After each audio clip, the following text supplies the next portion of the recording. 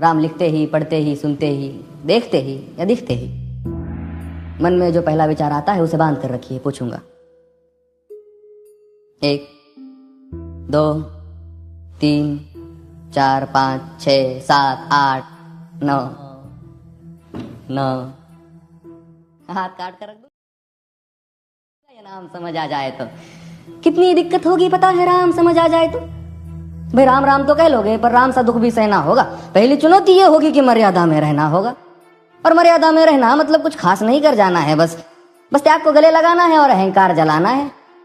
अब अपने राम लला के खातिर इतना ना कर पाओगे और शबरी का जूठा खाओगे तो पुरुषोत्तम कहलाओगे।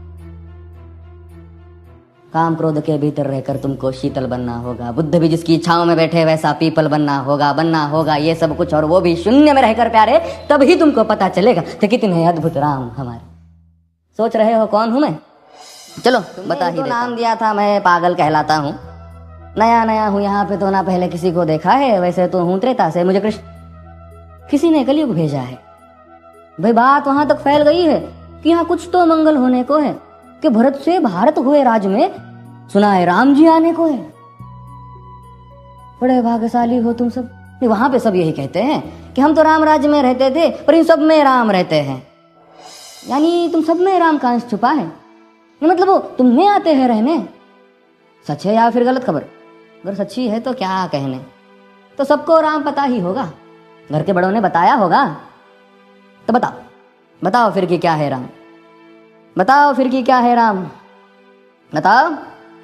अरे पता है तुमको क्या है राम?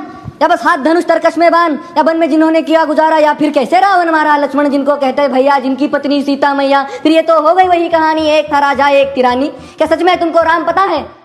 या वो भी आकर हम बताए? बड़े दिनों से हूँ यहाँ पर, सब कुछ देख रहा हूँ कब से। प्रभु से मिलने आया था मैं, उन्हें छोड़कर मिला हूँ सबसे। एक बात कहूँ अगर बुरा ना मानो, नहीं तुम तुरंत ही क्रोधित हो जाते हो। पूरी बात तो सुनते भी नहीं, सीधे घर पर आ जाते हो। ये तुम लोगों के नाम जपो में पहले सा आराम नहीं। ये तुम लोगों के नाम जपो में पहले सा आराम नहीं। इस जबरदस्ती के जय श्री राम में सब कुछ है, बस राम नहीं। ये राजनीति का दाया बाया जितना मर्जी खेलो तुम। दाया बाया, अरे दाया बाया, ये तुम्हारी वर्तमान प्रादेशिक भाषा में क्या कहते हो उसे? हाँ, वो लेफ्ट एंड राइट। ये राजनीति का दाया बाया जितना मर्जी खेलो तुम चेतावनी को, लेकिन मेरी अपने जहन में डालो तुम। निजी स्वार्थ के खातिर अगर कोई राम नाम को गाता हो तो खबरदार अगर जुर्रत की और मेरे राम को बांटा तो। भारत भू का कवि हूं मैं, तभी निडर हो कहता हूँ, राम है मेरी हर रचना में, मैं बजरंग में रहता हूँ। भारत की नींव है कविताएं और सत्य हमारी बातों में, तभी कलम हमारी तीखी और साहित्य हमारे हाथों में। तो सोच समझ कर राम कहो तुम।